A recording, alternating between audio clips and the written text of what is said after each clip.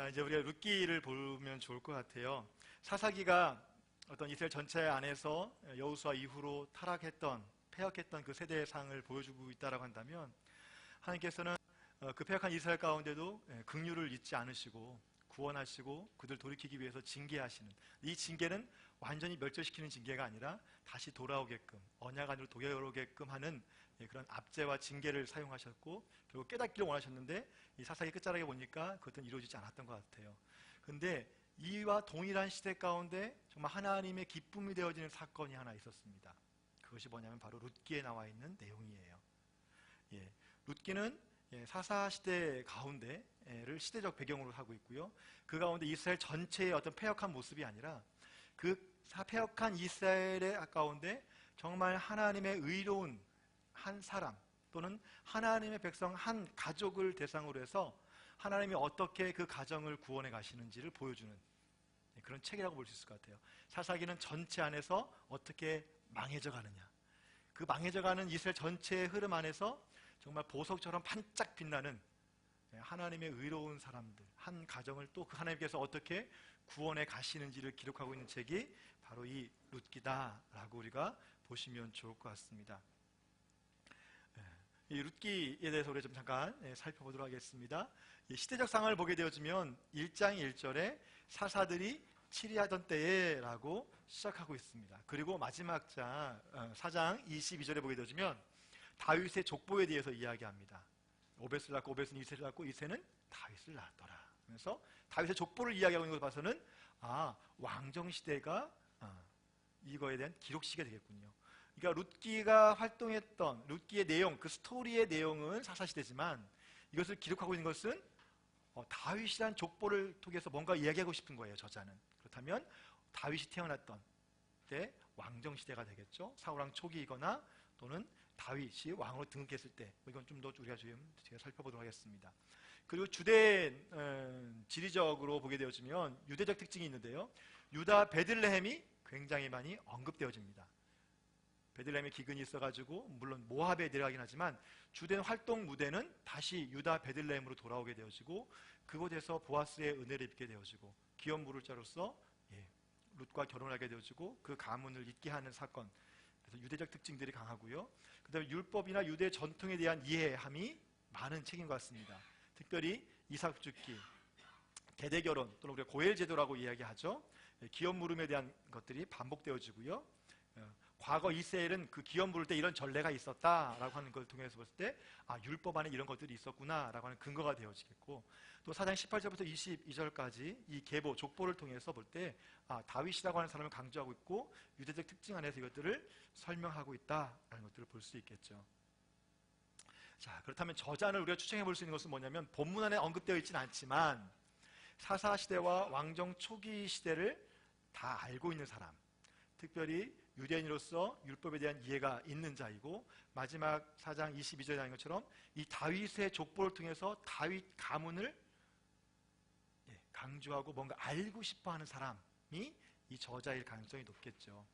외적 증거로 봤을 때 탈무드에 의하면 또 유대 전승에는 이 사사기의 저자였던 사무엘을 이 룻기의 저자로 봅니다.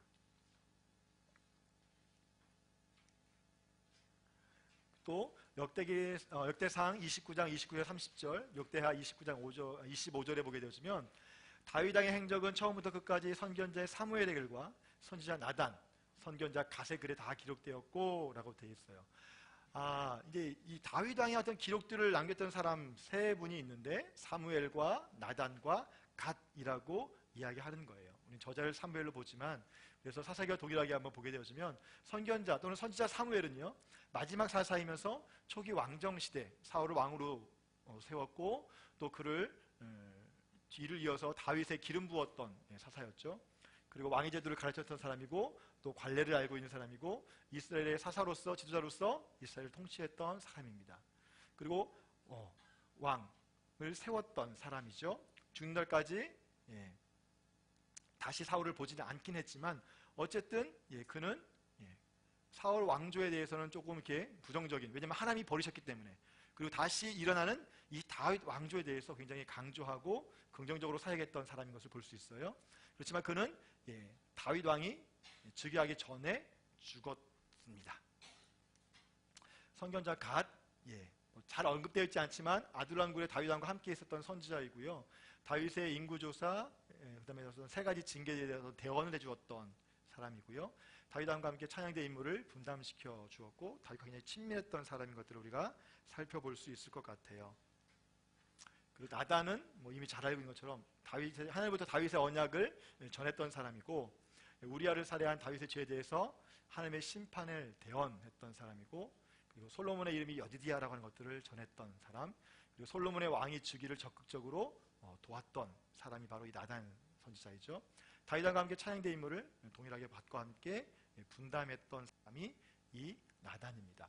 갓이나 나단은 어떻게 보면 다윗 왕조의 초기보다는 후기에 솔로몬이 왕위로 등극하는데 영향을 미쳤던 그런 선지자라고 한다면, 다윗이 왕위로 등극하고 그 다윗 왕조의 정통성이나 다윗 왕조에 대해서 뭔가 이렇게 이야기했던 사람으로는 사무엘일 가능성이 높겠죠. 그래서 탈무드 외적 증거를 통해서 봤을 때 저는 이 룻기의 저자를 사무엘로 보도록 하겠습니다. 그렇다면 언제 쓰여졌는가라고 하는 거예요. 본문 안에 연대를 측정할 수 있는 그 시간적인 어떤 언급들이 있는데요. 사사들이 치리하던 때예요. 그렇다고 한다면 1390년부터 1050년 요 사이라고 볼 수 있겠고요. 또 흉년이 든 때 모압 지방에 가서 거류했다. 그렇다면 이스라엘과 모압이 좀 평온했던 시기. 혹시 떠오르는 사사가 있나요? 모압과 전쟁을 했던 사사. 모압왕 에글론을 죽였던 사사. 나중에 기억해 보시면. 그리고 옛적 이스라엘이란 어떤 이런 언급을 통해서 볼 때 옛날 어떤 율법에 대한 것들 이야기하고 있고, 또 마지막 다윗의 족보를 통해서 볼 때, 자, 이 위에 있는 부분들은요, 어떤 본문의 어떤 스토리의 내용의 배경이 되어지는 시대적 배경이라고 한다면, 이 다윗의 족보는요, 기록 시기를 추정할 수 있는 근거가 될 수 있을 것 같습니다. 왜? 다윗까지 나왔으니까. 그렇다면 다윗이 그럼 언제 출생했는가를 우리는 추정해 볼 수 있을 것 같아요. 대략 사울의 출생 연도를 BC 한 90년, 1090년으로 보고요. 주기를 50년 했다라고 본다면 다윗의 출생 연도를 한 40년 정도로, 왜냐하면 30세에 즉위하고 40년을 통치했다라는 기록이 있기 때문에 그거를 근거해서 거꾸로 올라가면 이때쯤 태어나지 않았을까라고 우리가 추정해 볼 수 있을 것 같아요. 사울의 범죄가 정확히 언제인지는 우리는 알 수 없고요.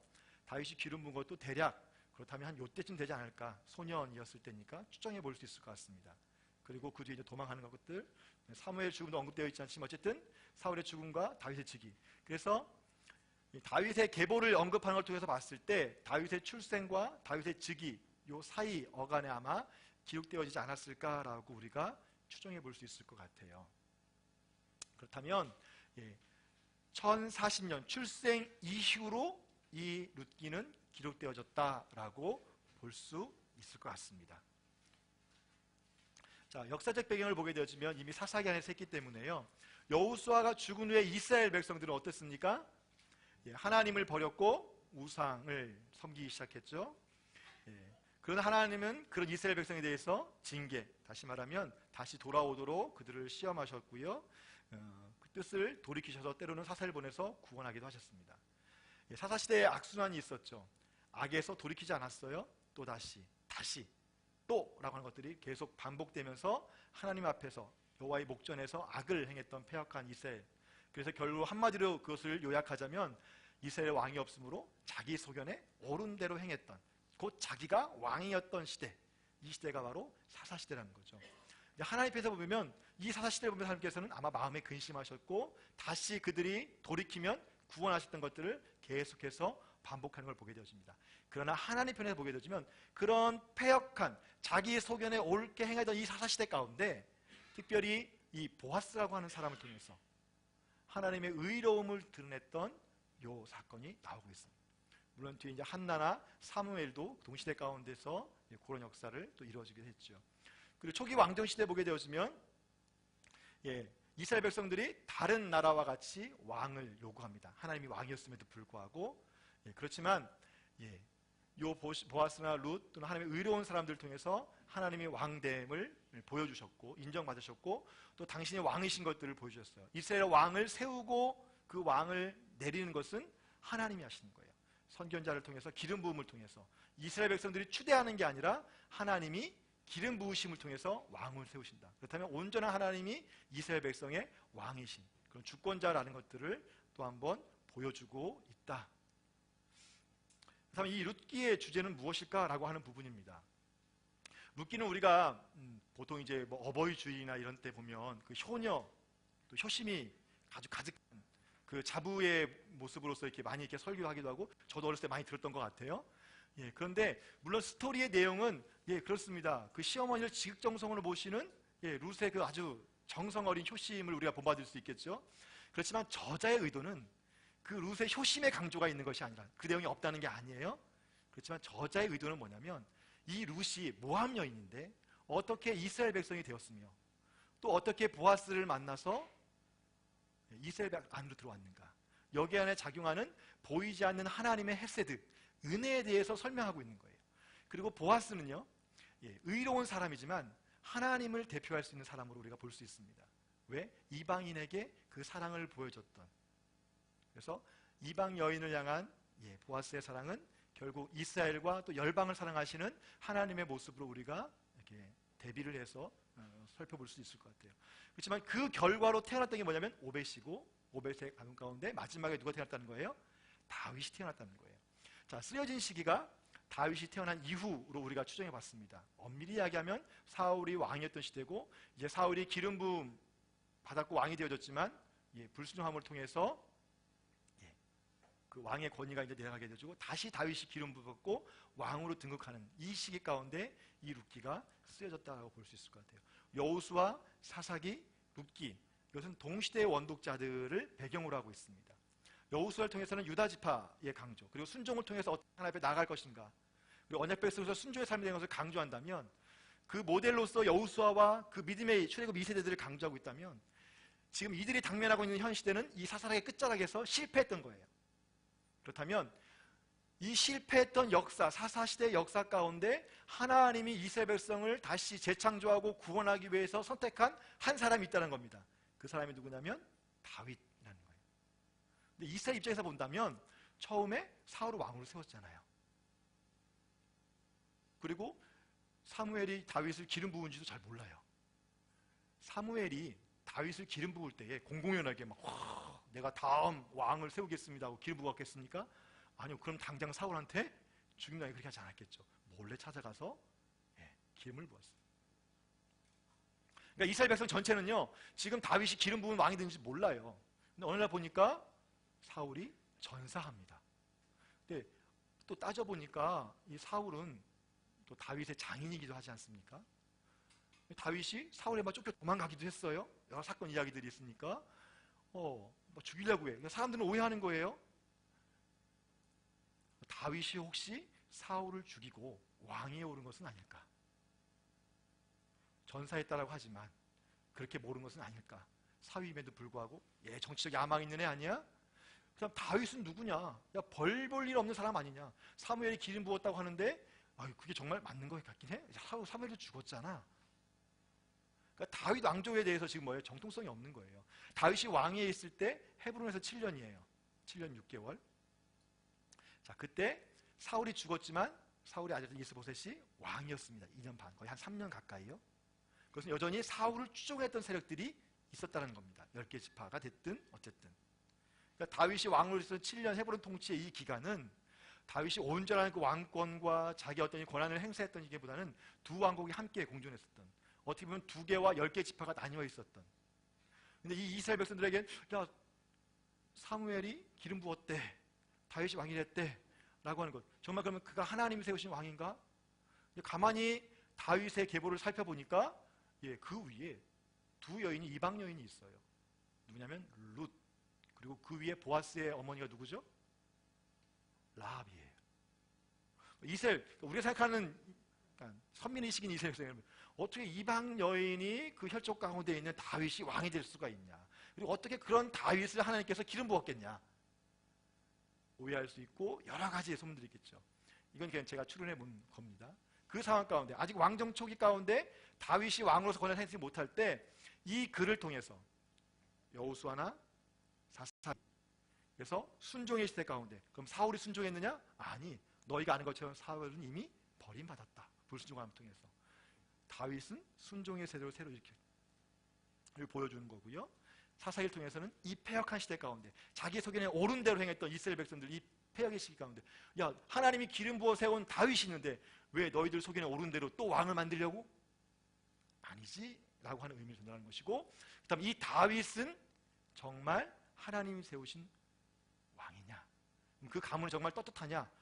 룻 이방 모함 여인이야. 그렇지만 이 여인은 그 믿음을 가지고 이스라엘 백성이 되어졌어. 그리고 합법적 절차, 기업 무릎, 고엘 제도라는 걸 통해서 보아스가 합법적 절차에 의해서 결혼하게 되어지고 계대 결혼을 하게 되어지고 그 가문이 이어져 왔다라고 하는 것을 마지막에 있는 이 족보를 통해서 던지는 거예요. 물론 그 내용 안에 있는 스토리들은 굉장히 구구절절하죠. 우리가 드라마를 보면 기승전결이 있는 것처럼 드라마의 형식으로 되었어요. 아마 사무엘이 이걸 기록했다라고 보고, 기록했을 때 의도는 뭘까요? 이것들이 저작거리나 예를 서동요처럼 이게 읊어지거나 이야기되어지고, 야, 이런 여인이 있었어, 있었는데 마지막에 가서는 뭐예요? 다윗의 증조모더라 통해서 이스라엘 백성들 안에 다윗 왕조의 정통성, 율법적으로 흠이 없는 사람이다. 그리고 이 안에는 뭐예요? 이방 여인이었지만 하나님께서 그 이방 여인을 구속하셨다. 그 은혜에 대해서 또한 강조하고 있는 책이 바로 이 룻기다라고 우리가 볼 수 있을 것 같아요.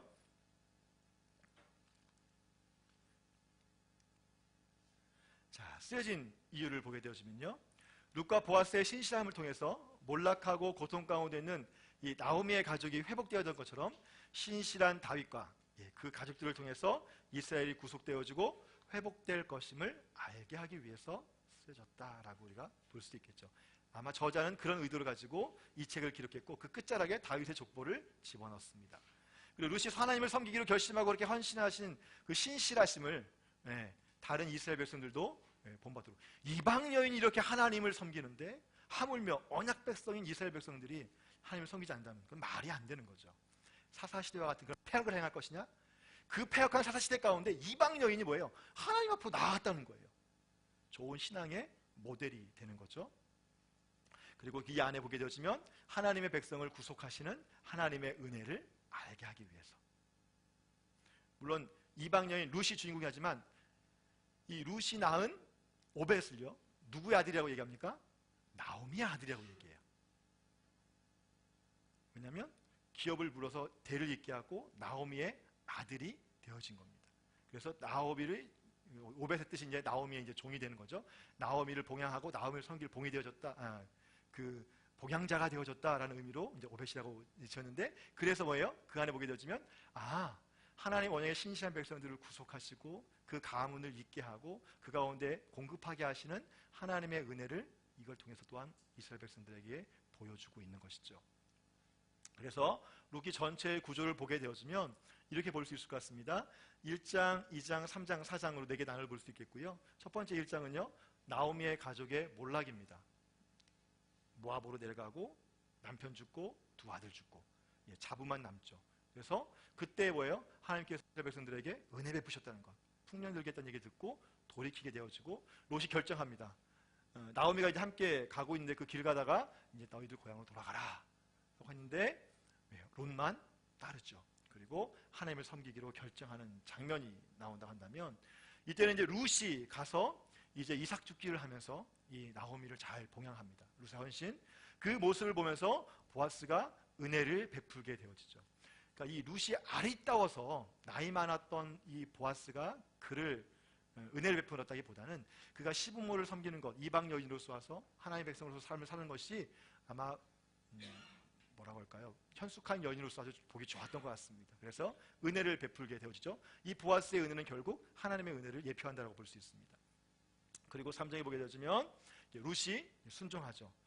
가만히 보니까 은혜를 입었다는 얘기를 듣고 나오미가 얘기해, 그는 우리의 기업을 물을 자다, 가까운 친족이다. 그래서 이제 마땅히 기업 물을 자로서 행할 수 있는 행동들을 할 수 있도록, 그래서 그의 발치에 들어가도록 하는 것들, 그때 룻이 저는 못해요가 아니라 순종했다는 것입니다. 그래서 보아스에게 기업을 물어달라, 구속해달라고 요청하게 되어지고, 그렇지만 여기에 대해서 보아스는 어떻게 했습니까? 내가 기업 물을 자로서 그 책임을 다하겠다. 네가 젊은 사람한테 찾아가지 않고 나이 많은 나한테 왔으니까 네가 참 의롭다라는 이야기예요. 본문에서 한번 좀 다뤄볼게요. 자, 기업을 물게 되어지고 그 다음에 이제 사정이 보게 되어지면 그래서 기업 물음을 통해서 이것을 성문 안에서 장로들 앞에서 공식적으로 이 보아스보다 더 가까운 친척이 있는 거예요. 이름은 언급되어 있지 않지만 기업 물을 그 사람, 그 한 사람이 있는데 먼저 물어봅니다. 가까운 친족이니까 네가 기업 물을래? 그랬더니 그 사람이 뭐라고 얘기합니까? 예, 나 재산 상실하는 거 싫어. 내 돈 아까우니까 안 되겠어. 왜냐하면 기업을 부는 것은 대속하는 거니까.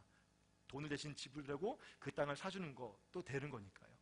난 재산 손해갈까 봐 안 해. 그래? 그래서 신발 던지면서 뭐예요?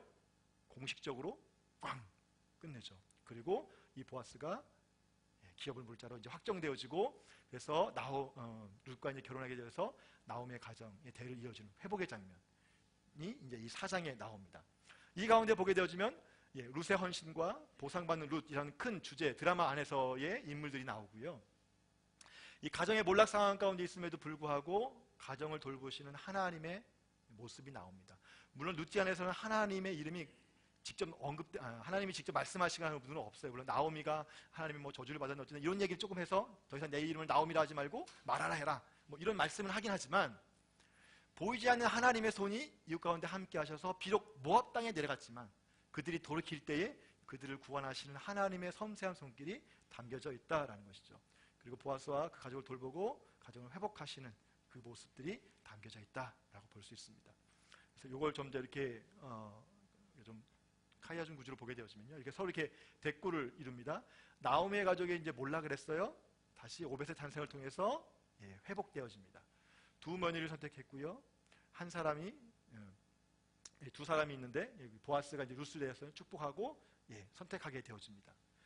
그 다음에 모압에 아무런 소망 없이 이제 베들레헴에 돌아왔습니다. 그래서 추수할 때 돌아와서 사람들이 막 이렇게 보고 있는데 이 사람이 나오미냐?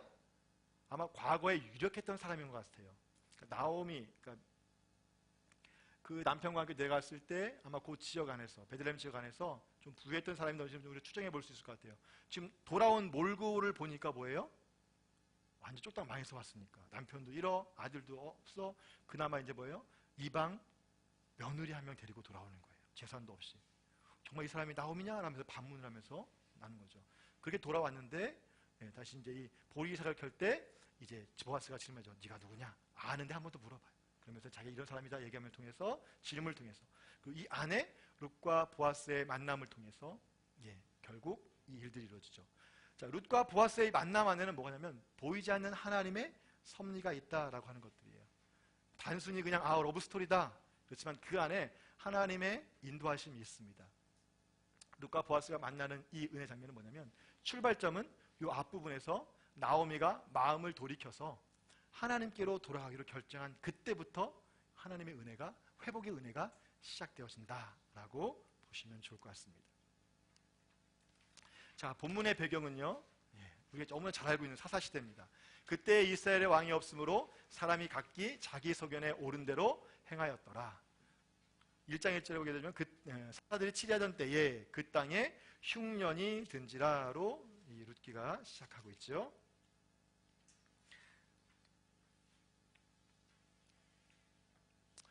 어떤 학자들의 견해에 의하면요, 그러니까 다윗의 증조모로서 이제 룻을 이렇게 족보로 보니까 그래서 대략 연대를 따져 보니까 한 이때가 기드온 때지 않은가라고 뭐 추정하는 학자들이 있는데 정확하지는 않아요.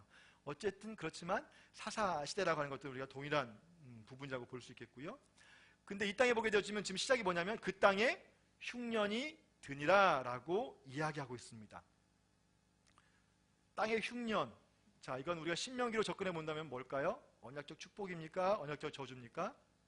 언약적 저주예요. 땅에 소사물을 내지 못하도록 하는 것. 이것은 가나안 땅에 들어갔을 때 이스라엘 백성들이 하나님의 언약을 지키지 않았기 때문에 오는 언약적 저주인 겁니다. 왜냐하면 사사시대 자체가 하나님의 언약적 저주로서 그 징계가 계속 순환되어지고 있었기 때문에 그렇다라는 것도 우리가 볼 수 있겠죠.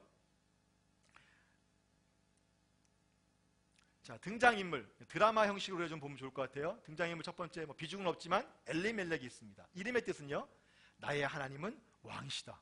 이름 너무 멋지잖아요. 하나님 나의 왕이십니다. 나의 하나님은 왕이십니다. 우리가 예배 때 찬송하고 선포하는 내용이에요.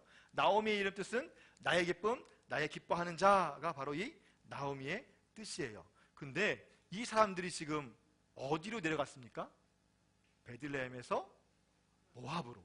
자, 베들레헴은 어느 곳입니까?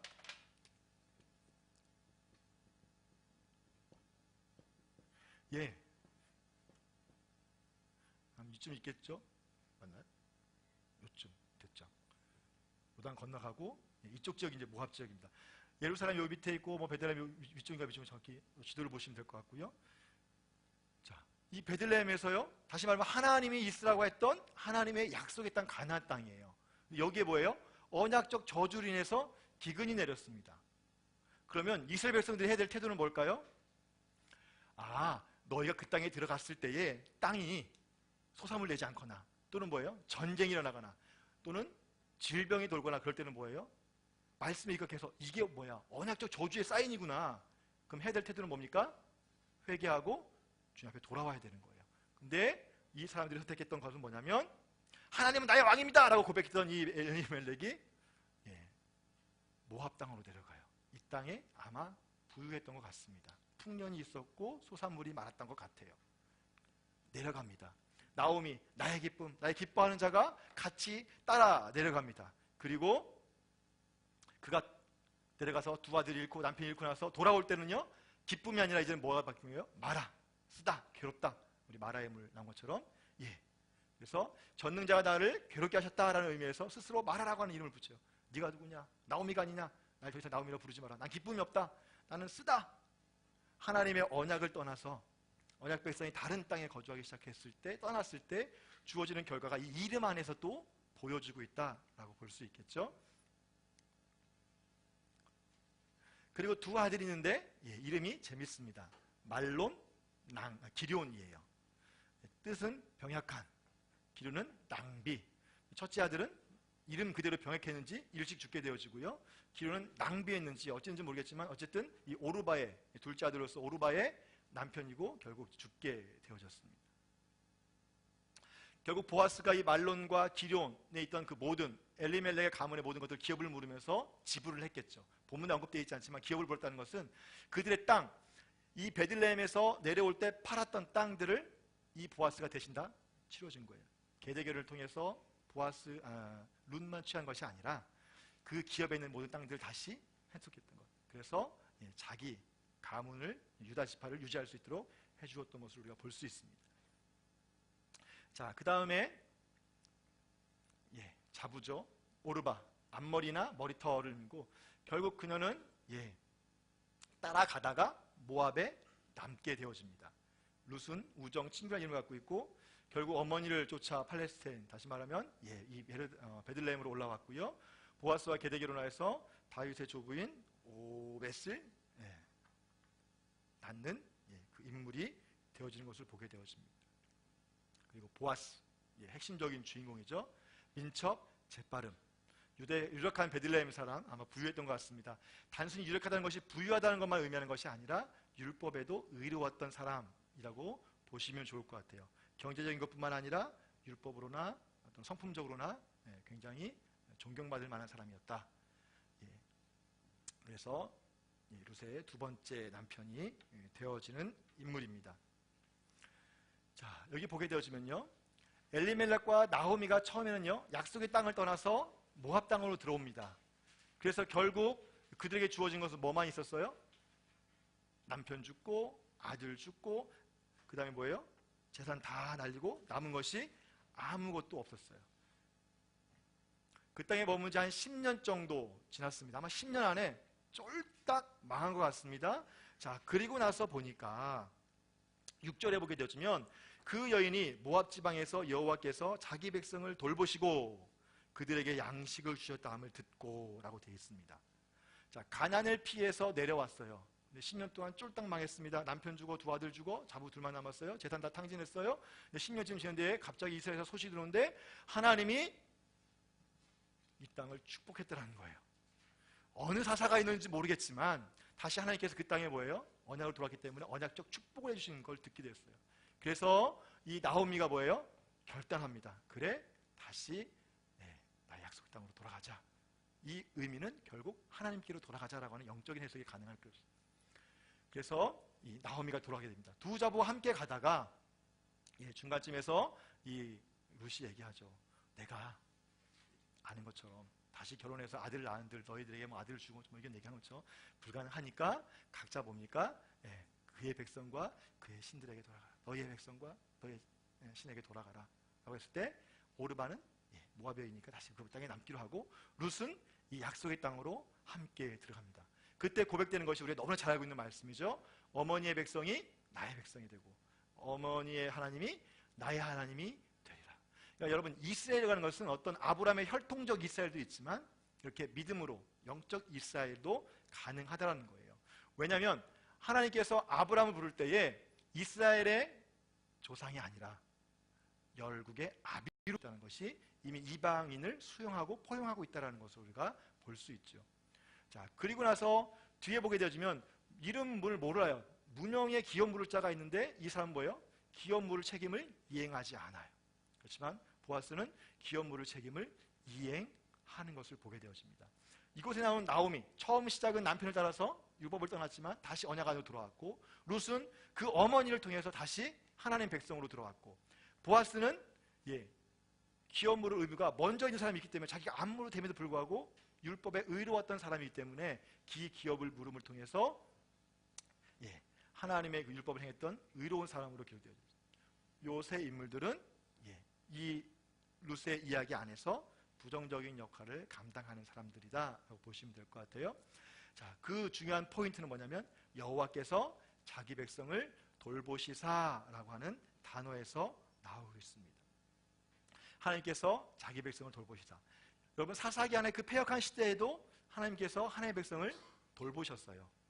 사사, 완전하진 않지만 그 사사를 통해서 구원하셨듯이 지금 이 안에 보게 되었으면 하나님께서 이 모압 땅에 나가 있는 나오미의 가정을 돌보셨다라는 거예요.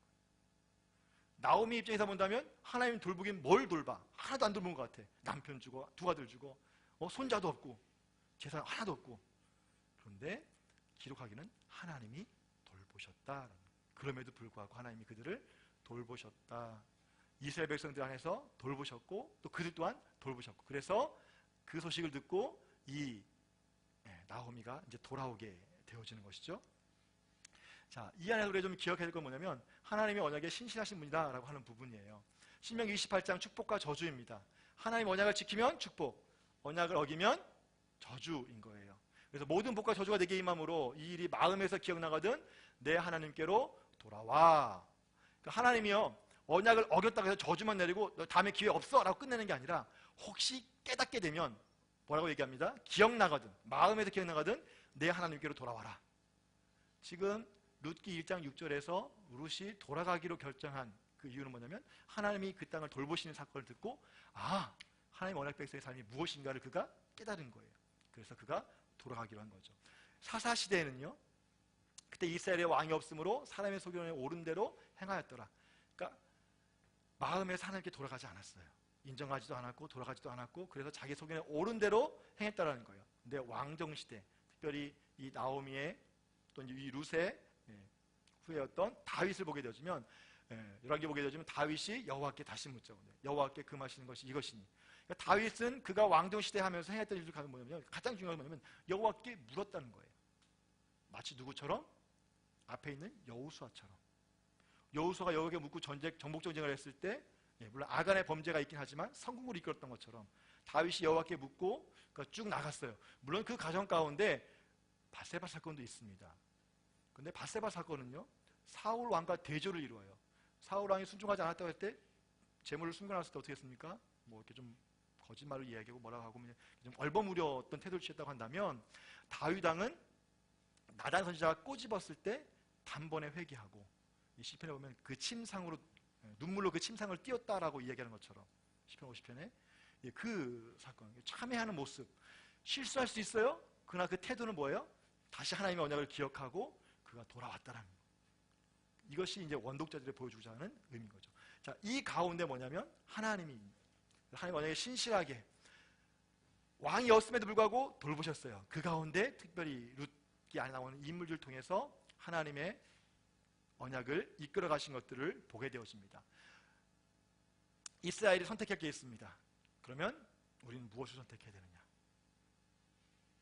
이방 여인 룻이 선택했던 하나님, 또 나오미가 남편을 따라 내려가긴 했지만 하나님의 은혜를 기억했을 때 다시 기억해서 언약으로 돌아왔던 것처럼, 너희가 지금 사사시대의 그 패역한 가운데, 사울왕의 패역한 가운데 있다 할지라도 뭐예요? 다시 돌이켜서 하나님께 돌아오도록 이것을 요청하고 있다라고 우리가 볼 수 있습니다. 장소의 대조가 이루어집니다. 모압 땅은 이방 땅이죠. 유다 베들레헴은 약속의 땅이고요. 이 안에는 엘리멜렉의 기업이 있습니다. 풍족하게 나갔지만 죽음의 땅이 되어졌어요. 결국 말하면 하나님을 왕으로 인정하지 않고 떠난 거예요. 자기 소견에 옳은 대로. 엘리멜렉이. 그렇지만 다시 돌이켰을 때, 유다 베들레헴에 돌아올 때는 뭐예요? 결과적으로 스토리가 있긴 하지만 하나님께서 그들을 축복하시고 그 기업을 있게 하셨다. 그래서 왕이신 하나님께로 돌아가는 모습으로서 대조를 이루고 있다라고 보시면 좋을 것 같아요. 그래서 다윗 왕이 태어나고 이 베들레헴인 곳이 결국 다윗의 후손으로 오시는 예수 그리스도가 태어나는 곳이 이 베들레헴이 되죠. 그래서 저주의 땅이 아니라 축복의 땅, 영광의 땅이 이 베들레헴이 되어진다는 것을 볼 수 있습니다. 룻기 안에서 반복되어지는 단어가 있는데 그것은 뭐냐면 돌아오다라는 거예요. 돌아오다. 이 돌아오다는 단어들이 여호수아나 예레미야, 특별히 호세아서에 보게 되어지면 이렇게 쓰고 있습니다. 너희 마음을 여호와께로 향하라. 우리가 번역하지만 여호와께 돌려라, 돌이켜라.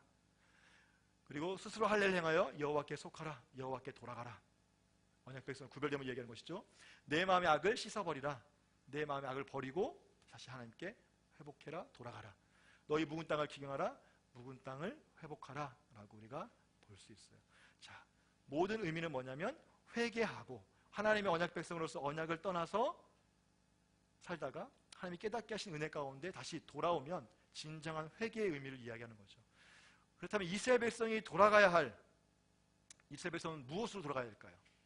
지금 이 사울왕 시대를 살고 있고 격변의 시대를 살고 있는 이스라엘 백성들이, 이 원독자들이, 여러분 사사시대 패턴이 있잖아요. 뭐가 없죠? 왕이 없잖아요. 왕은 계신데 왕으로 인정하지 않는 거예요. 그러니까 왕으로 돌아가는 것. 그리고 그 왕이 기름 부음 받은 다윗을 인정하고 그의 통치 아래서 함께 나가는 것. 진정한 회개란 뭘까요? 단순히 깨닫는 것으로 아니라 그 삶을 돌이키는 것입니다. 모압 땅에서 아이고 하나님 괜히 떠났네, 하나님을 신실하신 분이야 하고 나오미가 주저앉았다면 그건 회개일까요? 회개가 아닐까요? 회개가 아니죠. 10년 지났어요. 다 탕진했어요. 남편도 없어요. 아들도 없어요. 내가 무슨 얼굴을 가지고 내 고향으로 돌아가. 내가 그들에게 받을 멸시와 수모, 그냥 여기 있는 게 낫지. 이게 아니라는 거예요. 진정한 돌이킴은 뭐예요?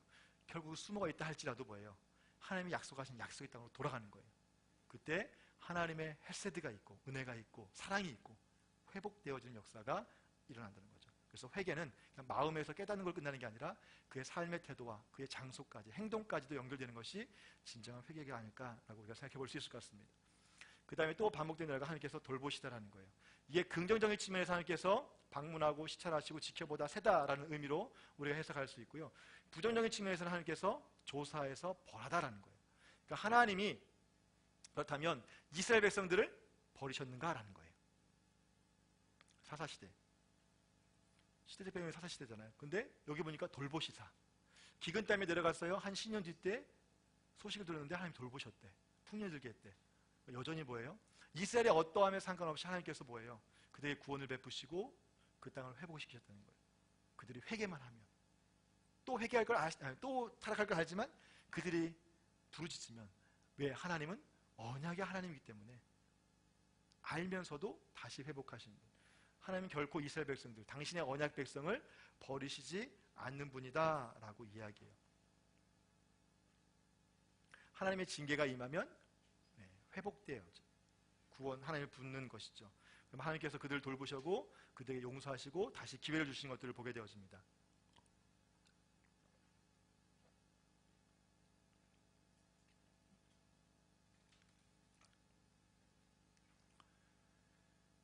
자, 1장의 내용을 좀 보게 되어지면요, 이 내용은 여러분 잘 아시기 때문에 하나님이 돌보셨고 하나님께서 자기 백성을 괴롭게 하셨다. 자, 언약적 축복과 언약적 저주가 같이 내려오고 있는 거예요. 떠났을 때 그 땅에서 괴롭게 하셨다. 그렇지만 결국은 뭐예요? 나오미로 괴롭게 한 게 아니라 언약을 떠났기 때문에 괴롭게 한 거예요. 이 괴롭게 한 의미는 뭐예요? 다시 돌아오도록. 그래서 그 결과적으로 축복하심을 통해서 이제 돌아오는 것이고요. 나오미의 결심. 그래서 모압에 그래 하나님께 돌아가자. 그리고 그 따라가는 것 가운데 이 룻이 결심해서 하나님, 내가 당신 어머니 하나님이 나의 하나님이 되겠습니다 하면서 도착하는 것. 이 안에 담겨져 있는 놀라운 신앙의 고백은 룻이 모압 여인임에도 불구하고 무엇입니까? 하나님의 백성이 될 수 있는 그 근간이 바로 이 믿음에 있다라는 거죠. 그러니까 진정한 이스라엘 백성이라는 것은 혈통적 이스라엘뿐만 아니라 하나님을 왕으로 인정하고 하나님을 하나님됨을 인정하는 사람, 그것이 이방인이든 이스라엘 백성이든 그 사람이 뭐예요? 하나님의 백성이라고 이야기할 수 있습니다.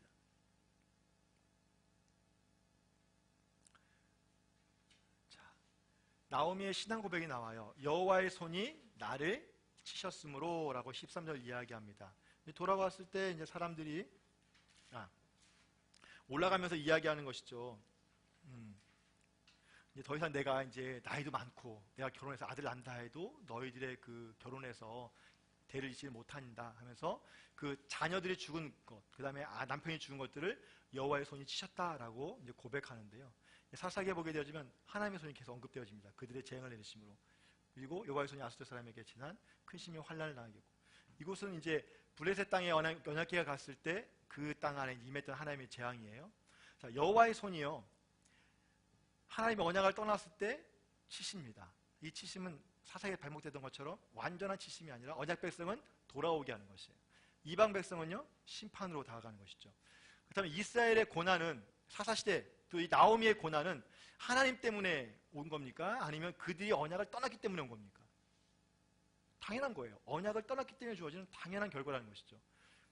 여러분, 오늘날 우리의 삶 가운데 우리가 고난을 어떻게 볼 것인가? 물론 이거 딱 이원론적으로 이야기하기는 어려울 것 같아요. 하나님이 우리가 죄를 지었기 때문에 우리가 그렇게 해석해서는 안 되죠. 그렇지만 우리가 좀 생각해 볼 부분은 뭐냐면, 이 고난 가운데 하나님의 뜻이 무엇인가를 우리가 기도하고 묻는 게 필요해요. 쉽지는 않겠지만, 그래서 이 나오미의 신앙 고백, 인간적으로는요, 이 나오미의 신앙 고백은 이해가 됩니다. 나도 그런 상황이라고 한다면, 그래, 하나님 날 하나님 너무하시지. 그러나 그 가운데도 하나님의 선한 뜻, 그건 뭔지는 모르겠어요.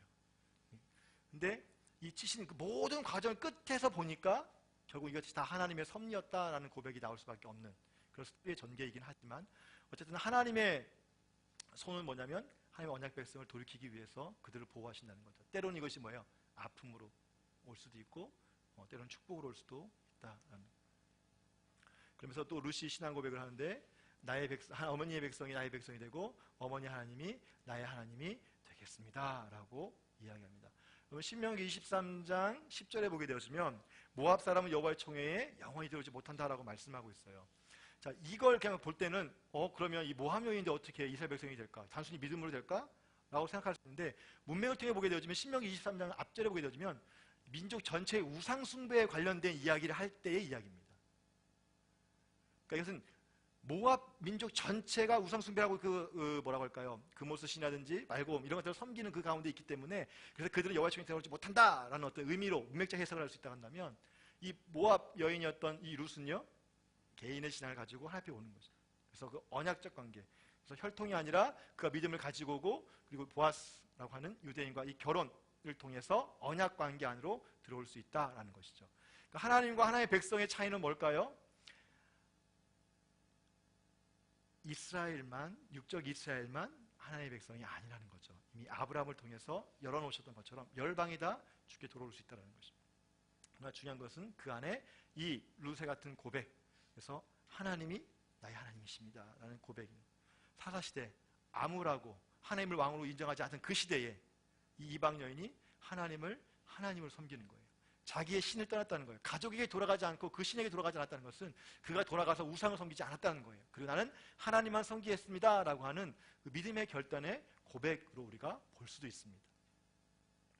자, 그러면서 이제 2장에 넘어가면 이제 새롭게 등장하는 인물이 나오죠. 바로 이 보아스라고 하는 사람입니다. 엘리멜렉의 친족이고요, 유력한 자, 덕망 있고 부유한 사람이고 인내한 성품을 소유자입니다. 별을 베는 수수한 사람들을 축복하고 있습니다. 오는데 수고해 이게 아니라 내가 널 축복하기로 한다. 그랬더니 그들도 좋아서 이 보아스를 축복하고, 또 이삭 줍는 이방년이었던 이 룻에게 은혜를 베풀고요. 그리고 이 사람은 율법을 준행하는 자였습니다. 이삭을 줍게 하는데요, 곡식단에서 조금씩 뽑아서 버려서 줍게 했다는 거예요. 그러니까 하나님 율법에 보게 되어지면 이삭 추수할 때 다 걷지 말고 남겨두라고 말씀하세요. 왜냐하면 그 땅의 거류민이나 고아와 객과 과부를 위해서 남겨두도록 말씀하시는데, 이 보아스는요, 남겨놓는 것을 끝나는 게 아니라 오히려 뭐예요? 더 빼고 다니라고, 막 흘리고 다니라고 하는 거예요. 룻 하나만 바라보고 그런 것이 아니라는 걸 우리가 볼 수 있죠. 이 사람은 뭐냐면 율법을 뭐예요? 제대로 행하고 있는 사람.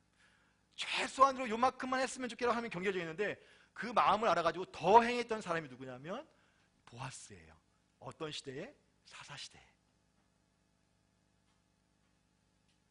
그리고 신실하게 기업물을 책임을 이행했던 사람이죠. 하나님과 이스라엘 관계 안에 보게 되어지면 이스라엘 백성은 하나님의 언약을 떠났음에도 불구하고 단적으로 보여준 이 보아스의 삶은 그 이스라엘, 패역한 이스라엘 가운데 정말 보석처럼 빛나는 의로운 사람이라는 거예요. 잘못 이해하면 단순히 이 이방 여인에게 흑심을 품고 담가가는 남자 이렇게 생각할 수 있는데 절대 그런 게 아니에요. 이 사람은 율법을 행했던 의로운 사람입니다. 오히려 그걸 더 행했던 사람이에요. 여러분 10의 1조는 뭐예요? 최소한으로 하는 거예요. 더하면 뭐예요? 우리가 서원에서 헌신하는 것처럼 아마 이 보아스는 그런 삶을 살던 거예요. 그러니까 이랬던 사람들이 그 보아스를 축복하는 거예요.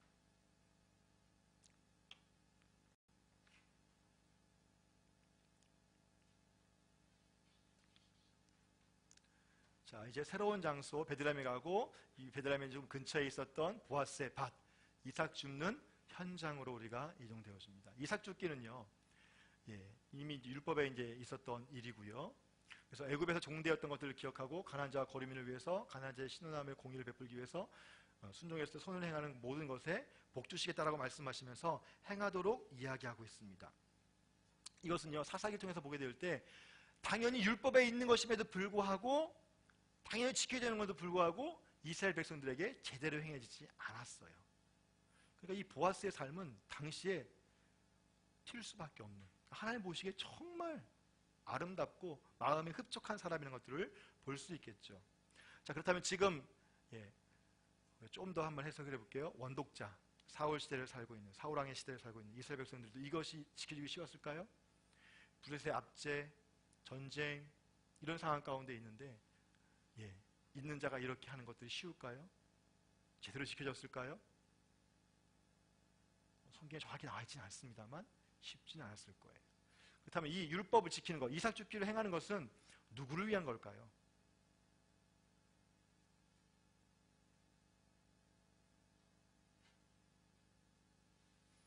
당연히 이스라엘 백성을 위한 거죠. 각 지파 영역 안에서 이것들이 해결되어지고, 기업 무릎이라는 게 뭡니까? 내가 가난해가지고 땅을 팔아요. 가난해가지고 뭐예요? 내가 노예가 되기로 결정했어. 그러면 안식년이 되어지거나 또는 희년이 되어지면 뭐예요? 7년 안에 돌이키고 희년이 되어지면 다 물어줘야 돼요. 근데 안식년과 희년이 제대로 지키지 않았어요. 또 이삭 줍기라든지 어떤 이런 기업 무릎 행동들이 제대로 지키지 않았어요. 한 무명의 그 기업 무릎자, 내 재산에 손해가는 거나 싫다 하면서 그걸 포기해요. 이건 마땅히 해야 될 권리고, 그것은 의로운 사람의 조건임에도 불구하고 행하지 않았어요. 이게 당시 시대예요. 그다음에 사울왕 때는요, 원독자 시대도 동일했던 거예요. 하나님의 율법이 제대로 지켜지지 않는 거예요. 말씀을 가르쳐야 될 엘리 제사장, 그 두 아들 하나님의 언약궤를 부적처럼 들고 나가고 전쟁에 빼앗기고 전사하게 되어주고, 결국 엘리도 목이 부러져 죽고 이가봇 하면서 하나님의 영광이 떠났다라고 얘기합니다. 율법을 지켜 행하면 손해를 보는가? 하나님께서 그렇지 않다라고 말씀하세요. 내가 그 손을 행하는 모든 거에 내가 복 주시겠다라고 언약적 축복을 말씀하고 있다는 거예요. 중요한 건 뭡니까? 내가 하나님을 인정하고 믿고 의지할 때 이런 행동들을 할 수 있다는 거죠. 하나님이 나의 공급자가 되신다. 하나님이 나의 삶의 주인이시다. 모든 것을 인정하라고 인정할 때 이런 의로운 삶을 살 수 있는 거예요. 그 삶을 살았던 사람이 누구냐면 보아스. 이 보아스가 누구라고요?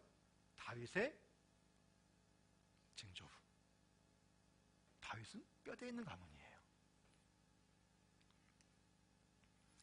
자, 베푼 은혜입니다. 이것도 쭉 보시면 될 것 같아요. 양식, 다른 밭에 가지 말라. 목마르든 가서 마셔라. 내 떡 조각에 있는 초를 찍으라. 볶은 곡식을 또 주기도 하고요. 곡식 다발을 뽀서서 이제 막 뽑아가지고 이제 막 버리도록 하고요. 그다음에 소년들한테 얘기해요. 야, 이방인이라고 내쫓지 마라. 꾸짖지 말라. 책망하지 마라. 빨리빨리 주스라고 이렇게 재촉하지 말라는 거예요. 그리고 축복하고 격려합니다. 마지막에 가장 큰 베푼 은혜는 뭐냐면 기업 물을 자가 되어져서 이 룻의 기업을 오벳을 낳게 하는 거가 되겠죠. 자, 이 안에 행동의 삶을 보게 되어지면 사사시대 그 패역한 시대 가운데 얼마나 의로운지를 단적으로 보여주는 삶이고 원독자들에게 모범이 되어지는 의로운 삶을 보여주고 이 사람이 바로 다윗의 조상, 이 사람이 그리고 그 룻의 기업을 부러졌던 의로운 사람이다라는 것들을 보여주는 거죠.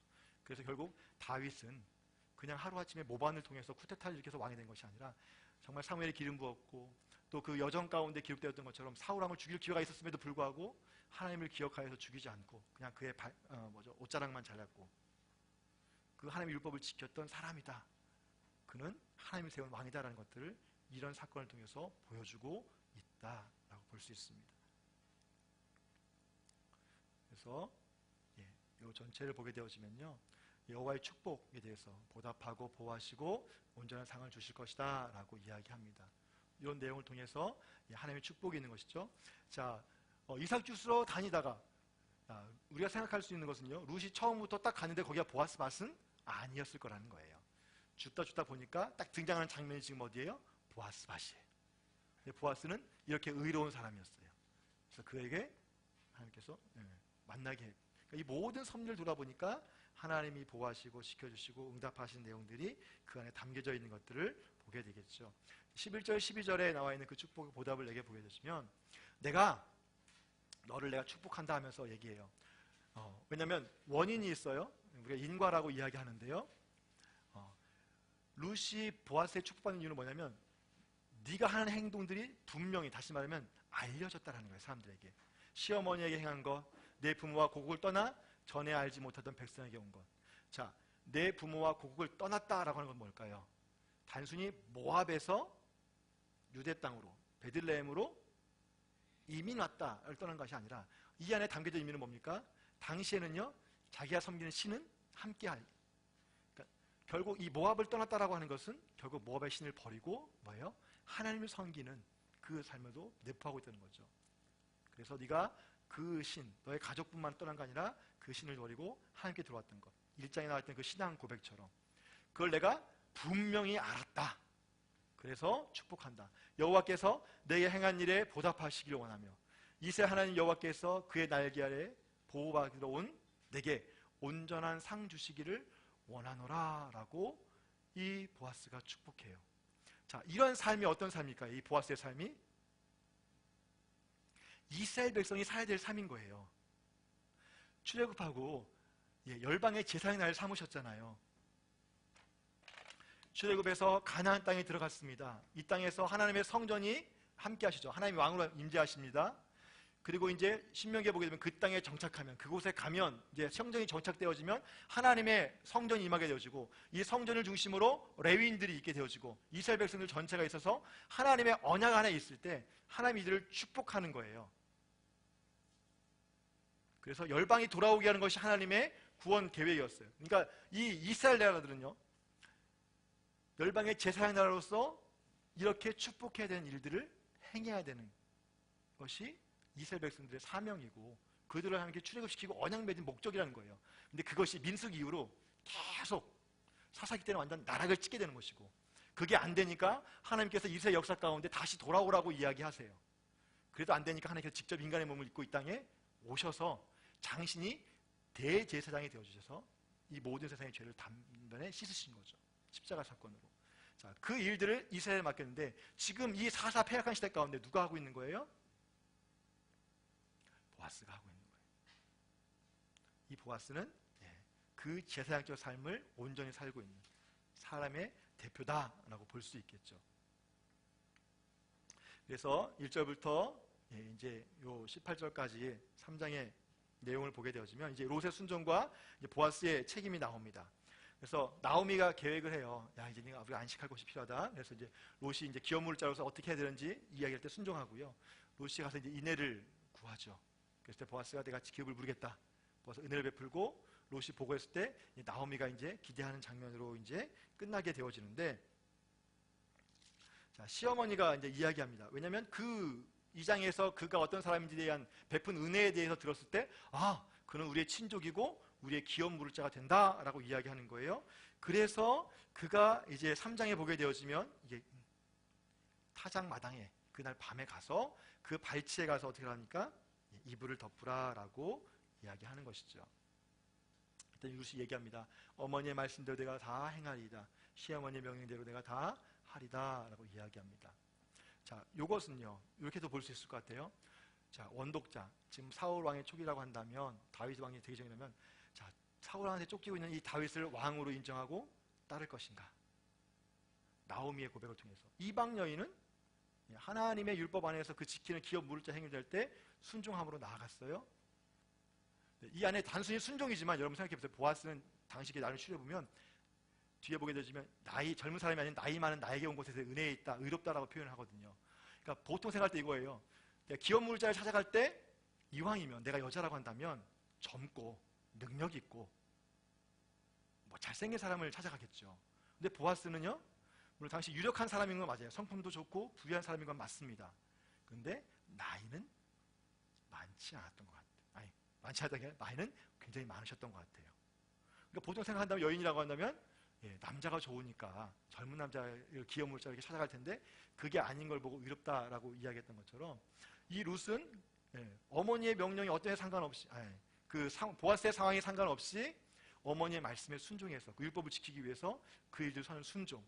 그렇다고 한다면, 자, 사울은 이렇게 불순종했던 왕이고 다윗은 이렇게 순종했던 왕이다. 그렇다면 너희들은 어떤 왕을 선택하고 어떤 왕을 따르겠느냐? 라고 하는 것들에 대해서 도전을 주겠죠. 지금 다윗이 막 쫓겨나가고 있어요? 아니면 다윗이 왕으로 등극해서 아직 좀 정권이 좀 불안불안해요? 근데 이 나오미의 이야기를 들으면서, 나오미의 순종의 이야기를 들으면서, 야, 이방 여인도 율법에 준수해서 하나님의 순종에 있는 것. 그렇다면 이런 믿음을 가진 나오미 후손인 다윗의 왕 보니까, 야, 사울이 이렇게 불순종해서 기름 부으심이 끝났어. 다윗이 새롭게 하나님께서 선택했어. 그렇다면 우리는 누굴 따라야 될 것인가? 이스라엘 백성들에게 도전하는 거죠. 당연히 이런 삶을 따르는 거예요. 자, 사울의 불순종 가운데 아주 유명한 말씀 있죠. 사무엘에 했던 것, 순종이 제사보다 낫다라고 하는 말. 이것을 통해서 원독자들이 전해주는 하나님의 의미가 있습니다. 자, 룻기 안에서 보게 되어지면 하나님의 헤세드, 하나님의 인애가 있습니다. 두 며느리를 축복하는 나오미가 나오고요. 보아스 은혜에 대한 나오미의 해석이 있고, 보아스가 룻의 행동에 대한 해석들이 있는데, 이 모든 것들이 하나님의 은혜 안에, 섭리 안에 이루어졌던 걸 보게 되어지고요. 또 돌보시고 두머리의 공경을 받게 하는 것, 그리고 보아스를 만나게 하는 것, 타작마당에서 보호받게 하는 것, 보아스의 책임을 이행하도록 하는 것, 그리고 룻이 임신하고 또 그를 통해서 왕의 계보가 이어지게 하는 것. 이 모든 하나하나 사건 순간순간마다 우리가 가만히 보게 되어지면 하나님의 섭리, 특별히 하나님의 돌보심, 하나님의 인애가 있다라는 것들을 우리가 볼 수 있습니다. 자, 보아스가 고백하는 거예요. 자, 내가 가난하건 부하건 젊은 자를 따르지 아니하였으니 내가 베푼 인애가 처음보다 나중이 더하도다. 이 말의 의미가 아까 제가 설명했던 거예요. 나이 많은 나를 찾은 것은 젊은 사람을 선택할 수 있는데, 내가 그렇게 하는 것 같은 것은 네가 참 하나님의 사랑을 하는 사람이구나, 하나님의 의를 지키는 사람이구나 라고 이야기하는 것입니다. 처음 베푼 인애는 뭐냐면 이 룻이요, 어머니를 버리지 않고 어머니와 함께 왔던 것이죠. 나중에 베푼 인애는 기업 물을 자로서 보아스를 찾아온 거예요. 왜냐하면 모압 여인 룻이 왔어요. 기업 물자 떠나가지고 왔더니 베들레헴에 보니까 시어머니가 처음 그래도 신앙심으로 왔는데 보니까 힘들어요. 맨날 날마다 나만 가서 이삭 죽고 있고 어머니는 집에 계시고, 와서 내가 설거지도 해야 되고 뭐 반일도 해야 되고 너무 힘든 거예요. 근데 옆집에 보니까 멋진 남자가 있어. 바람 날 수 있을까요? 없을까요? 죄송하지만 충분히 선택할 수 있죠. 아니면 다른 집에, 좀 부자의 집에 내가 그냥 첩으로 가도 돼요. 근데 그렇게 하지 않고 지금 처음 본 거는 시어머니를 버리지 않은 것, 공경한 것, 봉양한 것. 두 번째는 뭐예요? 율법을 버리지 않고 기업 물을 자인 나를 찾아온 거예요. 나이가 많음에도 불구하고. 이게 뭐예요? 언약 백성의 삶의 모습을 보여주는 거죠. 그리고 이 안에 뭐가 담겨져 있는 거예요? 하나님의 섭리와 하나님이 나타났다라고 이야기하는 겁니다. 자, 그래서 기업 물을 자라고 하는 것이 이제 이 룻기 안에서 3장 4장에 이렇게 반복되어지는데요. 가알이라는 거예요. 또는 고알 제도라고 얘기하는데 뒤에 이제 부록으로 넣어놨으면 한번 읽어보시면 설명이 되어 있고요. 자, 성경에 나타나는 이제 가알, 고엘 제도라는 건 뭐냐면 되사다, 속량하다, 뭐 구속하다, 근친의 역할을 행하다라고 하는 부분입니다. 그러니까 가난 때문에 토지를 팔았을 때, 또는 종으로 팔렸을 경우, 또는 친족이 살아당해서 복수할 경우, 형제가 자식 없이 죽었을 경우, 하나님이 구속자로 구속하는 행위, 뭐 이런 것들도 있겠지만 어쨌든 요 네 가지가 율법 안에 주어진 가알, 고엘 제도예요. 이것은 뭐냐면 생명을 존속하고 그 지파를 보존하기 위한 하나님의 방법이라고 얘기하는 거죠. 그래서 만약에 가장 가까운 친족 가운데 또는 가족 가운데 뭐예요? 가난하기 때문에 토지를 팔아서 생계를 유지했어요. 그런데 가까운 기업 물을 자가 있으면 뭡니까? 당연히 그것을 대신 사줘서 돌려줘야 되는 거예요. 이게 율법의 의로운 행동입니다. 이 말의 의미는 뭐냐면 팔았을 때 사주라는 의미보다는 먼저 행하는 거죠. 팔만한 상황이 있으면 어떻게 되는 거예요? 먼저 가서 도와주라는 거예요. 담겨진 의미는, 그러니까 제 해석에는 팔았을 때 가서, 근데 혹시 멀리 있어가지고 몰랐는데 팔았다는 소식을 듣거든 뭐예요? 가서 그것을 갚아주라는 거죠. 가까이 알고 있으면 가난하지 않도록 서로 도우라는 거죠. 가난 때문에 종을 팔았을 경우에도 마찬가지로 대속하라는 것이고요. 친족이 살아당해서 복수할 경우, 내 감 억울하게 죽었을 경우 뭐예요? 대신해서 그것을 갚아주는 것. 형제가 자식이 없어 죽었을 경우, 아들이 없을 경우 대를 이어줘야 되니까, 왜냐하면 각 지파마다 땅을 분배받고요, 그 지파마다 또 가문이 있고 그 가문에 든 땅의 영역이 있단 말이에요. 근데 그 땅의 여인이 땅 가운데 대를 이을 사람이 없어요. 예를 들면 민수기에 보게 되어지면 슬로보아스의 딸들이 나옵니다. 아버지가 죽었어요. 근데 이 슬로보아스의 딸들은 민수기에서 보면 굉장히 믿음이 강한 사람들이에요. 아직 가나안 땅에 들어가지도 않았는데 그 땅에 들어가서 받을 땅 이미 막 달라고 그래요. 나한테 막.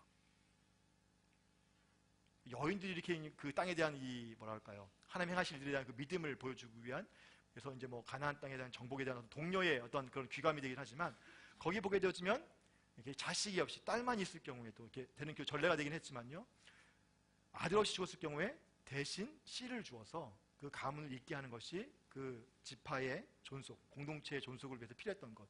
그래서 이것이 기업을 짜서 행해야 될 의로운 삶이다라고 보시면 될 것 같습니다. 자, 그래서 그 기업물을 짜가 이제 이런 일들을 행하게 되는 것이죠. 그래서 계대 결혼법이 있었습니다. 형사 취소제. 형제들이 있는데요, 형이 죽었어요. 그러면 뭐예요? 동생이 그 형수와 결혼해서 대를 잇게 해주고 그 아들로 하여금 그 대를 잇도록 해주는 것, 이렇게 하는 것들을 이야기합니다. 자, 많이 거절하면 표현이 나와요. 신벗김 받은 자의 집이다라고 불리는 거예요. 아마 이제 내가 이걸 하지 못하겠습니다라고 하면 장로들, 성문이나 그 공식적인 앞에 장로들 앞에 와가지고 내 신을 벗어가지고 던짐을 통해서 내가 이거 책임을 물지 않겠습니다라는 의식적인 행위를 했습니다. 그러면 사람들이 그 사람의 집을 대해서 신 벗김 받은 자의 집이다라고 놀려대는 거예요. 그것은 의로운 사람이 못되다라는 수치가 되는 거죠. 근데 그 내용이 지금 이 룻기서 안에 이루어집니다. 죄송합니다. 자, 그래서 토지에 대해서도 마찬가지고 이 계대 결혼도 마찬가지예요. 그래서 이것은 하나님의 유성은 뭐냐면 가난한 자 과부를 돌보고 기업 자손을 유지하는 것이에요. 그럼 왜 하나님이 이토록 이것을 지켜지길 원했을까?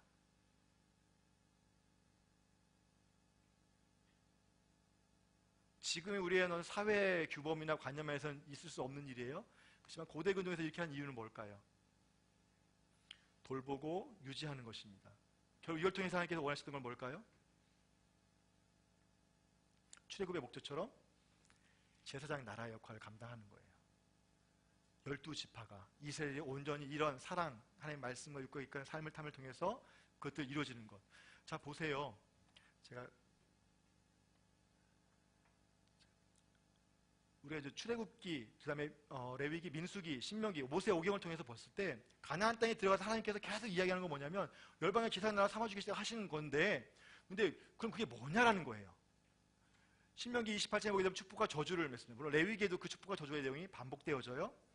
자, 그러면 이스라엘 백성들이 뭐예요? 원래는 이쪽 애굽에 있던 사람들이고 하나님이 출애굽 시키셔가지고 이쪽 가데스바네 빙빙 돌다가 어쨌든 이 땅에 들어가요. 자, 들어가면 그 땅에 하나님이 왕이시고 정복하게 되어지고 이 땅에 좌정하게 되어집니다. 그러면 이 땅에 이방 백성들이 보겠죠. 전쟁을 치러 들어오든 뭐하든 그 땅에 이스라엘 백성들이 살아요. 가만히 봅니다. 근데 이스라엘 백성들의 문화적 배경은 뭐냐면 그들은 농경 문화가 아니라 목축업이에요. 자, 목축업을 했던 사람들이 가나안 땅에 들어와서 그곳에 뭐예요? 하나님이 인재하시게 된다면, 고정하게 된다면 뭐예요? 이동할 때는 성막을 통해서 이동했지만 이제 정착하게 되어지면 그 땅에서 뭐 하는 겁니까? 농사를 지어야 되는 거예요. 물론 목축도 하긴 하겠지만 이스라엘 백성들은 농사 짓는 법을 배운 적이 없어요. 애굽에서도 마찬가지고 목축업으로 살았기 때문에 광야에 떠들 때도 마찬가지고 특별히 여호수아와 출애굽 2세대, 3세대들은요 광야에서 태어났던 애들이에요. 걔들은 농사를 몰라요. 그냥 집에 있던 가축들 끌고 다니고 그랬던 사람들이랍니다. 근데 이 땅에 들어가서 예를 들어서 이런 겁니다. 하나님 백성으로서 그 땅에 들어가서 가장 먼저 해야 될 것은 뭘까요? 농사를 지으려면 그 땅에 들어갔을 때 이방인들이 생각했을 때 이 땅에 있는 농경의 신을 섬겨야 돼요. 그 농경의 신이 대표적인 게 바알입니다. 아세라예요. 아세라의 아들이 바알이기도 하고 또 남편이기도 하고 여러 가지 설이 있긴 하지만 어쨌든 바알은 폭풍의 신, 비를 내려주는 신이에요.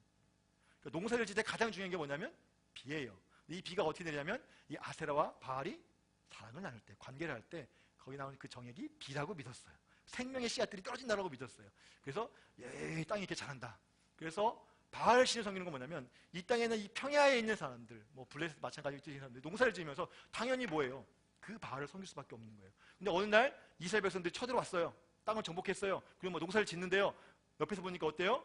가관이에요. 왜? 농사 짓는 걸 몰라요. 대충 뭐예요? 막 씨 뿌리고 다녀. 좀 과장된 표현이긴 하지만 그러니까 가나안 사람들이나 다른 사람들이 봤을 때 농사 짓는 사람들이 저렇게 하면 안 되지. 한국도 어떻게 해야 돼요? 모종을 내고 싹이 트면 모내기를 해가지고 심잖아요. 콕콕콕. 그리고 밭은 어떻게 해요? 물을 내를 벼를 심다면 논에 물을 받아가지고 또는 바닥하다. 근데 이 사람들 막 대충 막 뿌리고 다녀요. 사람들은 비웃죠. 저거 농사 짓는 거 아닌데. 더 중요한 건 뭔지 아세요?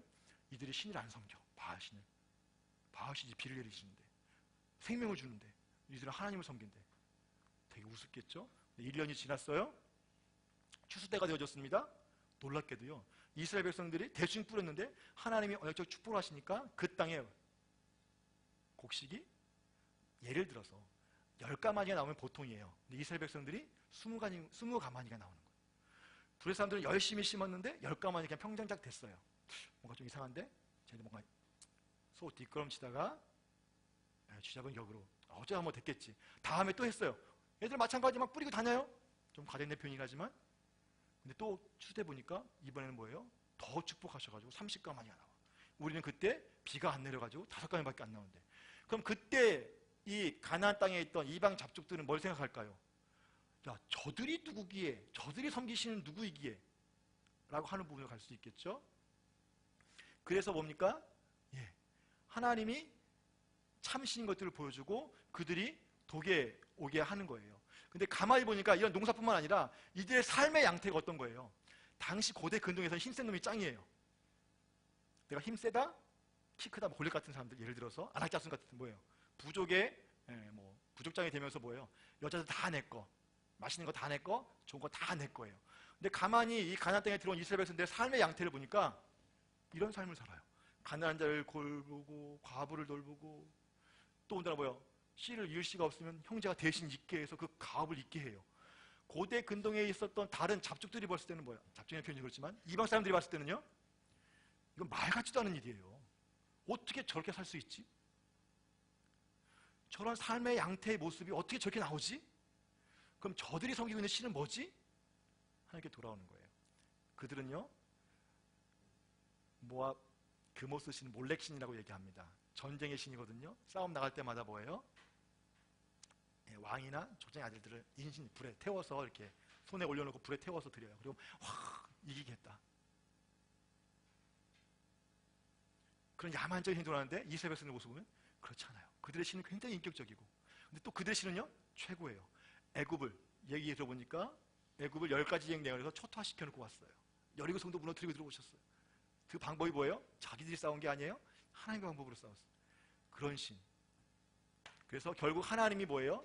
이 땅 가운데 진정한 신앙을 보여주고, 그래서 이스라엘 백성들이 거룩한 나라로서, 거룩한 제사장 나라로서 그 역할을 감당했을 때에 이방이 하나님 앞에 돌아오는 것이 열방을 구원하기 위한 하나님의 구원 계획인데, 그 계획이 쭉 실패해서 왕정 시대를 거치고 하다 안 돼서 이제는 뭐예요? 하나님께서 새 이스라엘을 만들기로 하신 게 이제 신약 시대로 넘어오는 거죠. 그건 이제 우리가 사무엘 상하나 또 열왕기 또 나중에 선지서를 통해서 좀 우리가 볼 수 있을 것 같아요. 자, 요것을 보여주는 것이 바로 이 보아스의 사건이다라고 볼 수 있을 것 같습니다. 절차는요, 4장 1절에서 12절에 보니까 이런 절차가 있어요. 안건을 제시합니다. 당사자와 장로들 앞에서 알려요. 자, 나오미가 팔려고 하는 토지를 물을 것입니다. 죽은 자의 기업의 이름을 세우고요. 자, 당사자가 의사결정합니다. 노란 의사표현을 제시해서 신버스으로 확정을 하죠. 그리고 다음 친족에게 그 책임을 넘기는 거예요. 확정된 내용을 공포하고요. 증인이 확인하고 축복합니다.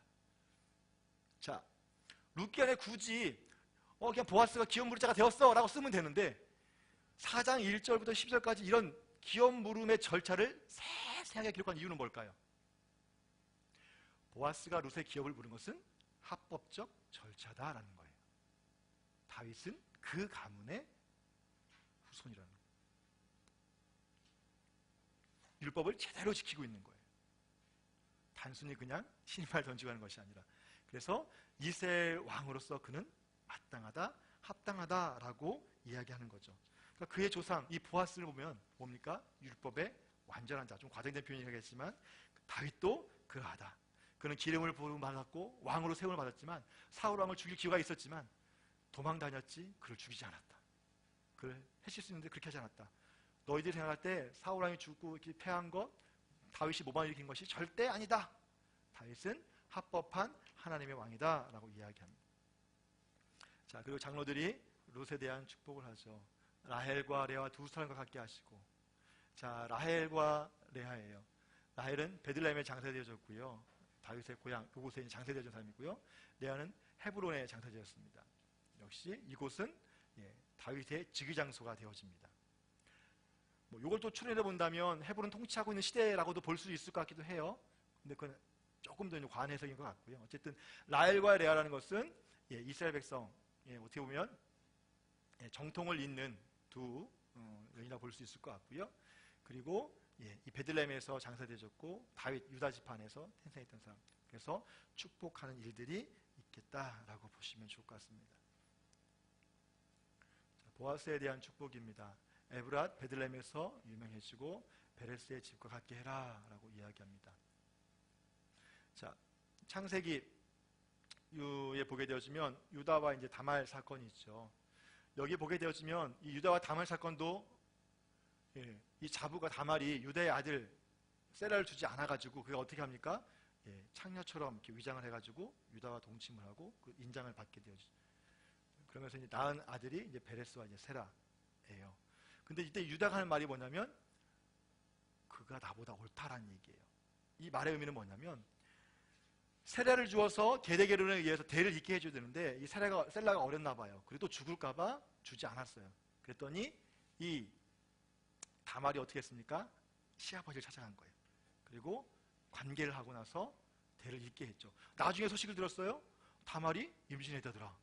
유다 입장에서 뭐예요? 이게 있을 수 없는 일이다 하면서 어떻게 율법적으로 해를 해야 되든 원인을 살펴보러 갔는데 지팡이를 딱 던져주니까 뭐예요?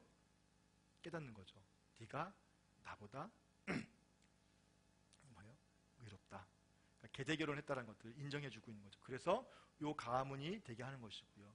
그렇지만 보아스는 이거 더 나은 거죠. 기업을 물음으로 계대 결혼이 된 것이고 오벳을 낳은 것이고, 유다와 보아스는 다윗의 조상이 되어졌고, 결과적으로 보게 되어지면 모두 다 예수 그리스도의 족보 가운데 들어갔다라고 하는 것을 우리가 볼 수 있습니다.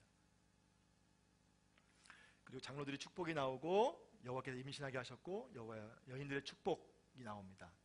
축복과 축복 사이에 하나님께서 이 룻이 임신할 수 있도록 하셨다는 거죠. 13절 보게 되면 보아스가 룻을 맞이하여 아내로 삼고 그에게 들어갔더니 여호와께서 그에게 임신하게 하심으로 그가 아들을 낳은지라. 자, 임신했는데 딸이 나올 수도 있어요. 임신했는데 출산을 못할 수도 있어요. 결혼했음에도 불구하고. 근데 지금 여기 보게 되어지면 뭐예요? 생명의 주관자가 누구라는 걸 볼 수 있습니까? 하나님이에요. 더군다나 아들을 주어서 대를 잇게 했다는 겁니다. 그다음 모압 땅에 내려갔을 때 결혼했을 때는 왜 손자를 주지 않았을까요? 요거와 대조를 이룬다고 한다면 언약을 떠났기 때문에 하나님 죄송한 표현이지만 씨를 말리신 것 같아요. 징계로서. 그렇지만 언약 안으로 돌아왔을 때 회복되어졌을 때는 하나님께서 그 생명을 허락하시고 그 대를 잇도록 하셨다라고도 볼 수 있을 것 같습니다. 자, 전환점이 있습니다. 나오미의 고백. 내 태중에 아들이 없다. 나는 늙었고 소망이 없다. 아들을 낳아도 소망이 없고 그래서 며느리를 떠나보냈어요. 한 얘기가 여호와의 손이 나를 치셨다. 그렇지만 사생하게 되면 드디어 나에게 드디어 기업 물을 자가 있어요. 고백. 아이의 이름이 유명해질 것이고 생명의 회복자가 될 것이고 내 노년의 봉양자가 될 것이다. 그 계보. 그래서 이제 소망이 끊이지 않고 그 계보가 다윗 때까지 이어졌다는 것을 보여줘요. 그 중간에 중요한 전환점은 뭐냐면 그가 여호와께서 자기 백성을 돌보셨다는 소식을 듣고라는 거예요. 자, 하나님이 자기 백성을 돌보는 소식을 듣고 그가 돌아올 때 하나님께서 다시 말하면 율법을 그가 지키고 하나님 앞에 돌아올 때 회복할 때 기업 물을 자를 찾아서 기업을 무르게 하셨다. 그리고 그 가문을 잇게 하셨다라고 하는 것들을 볼 수 있습니다. 족보들이 쭉 나와요. 이 족보를 통해서 이제 원도적에 주는 의미는 뭘까요? 룻기에 나와 있는 족보고요. 마태복음, 누가복음에 있는 족보인데요. 자, 보게 되시면 이게 지금 다 가려져 있긴 한데 보아스가 나오고 있고 오벳, 이셋, 다윗이라고 언급되어져 있죠. 자, 베레스 후손에서 쭉 나오고 있습니다. 자, 이러한 족보가 원독자들에게 주는 의미는 뭘까요? 사무엘 시대에게. 자, 그렇다면 이스라엘 백성들에게 족보가 갖고 있는 의미는 뭘까요? 정체성이에요. 그리고 뿌리, 역사성, 이어지고 있다라고 하는 부분입니다.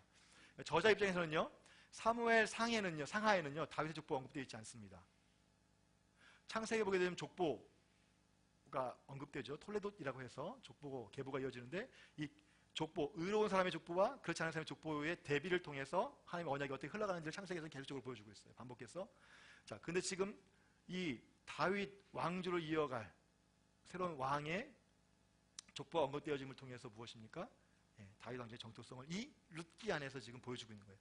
직접 다윗 왕의 치적을 기록한 사무엘 상하의 이 족보를 쓰지 않고 룻기를 통해서 이것을 먼저 기록했던 것은 그 정통성을 더 유지하기 위한 보완책이라고 볼 수 있을 것 같습니다. 하나님 나라의 백성으로서의 정통성. 그래서 이 룻은 혈통적으로 아니라 믿음과 순종으로서 하나님 백성이 된 대표적인 여인. 그 앞에 라합, 보아스의 어머니였던 또 마찬가지겠죠. 그리고 율법을 행하는 의로운 자의 삶의 축복.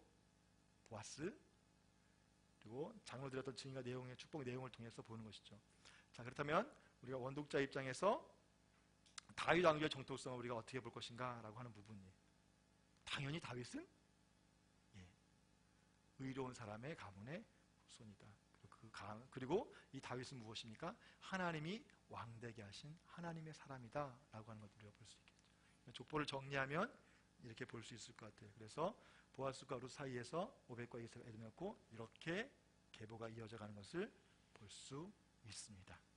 자, 룻기를 마무리하면서 우리가 사사기와 동일한 것입니다. 그럼 누가 하나님을 왕되게 할 것인가?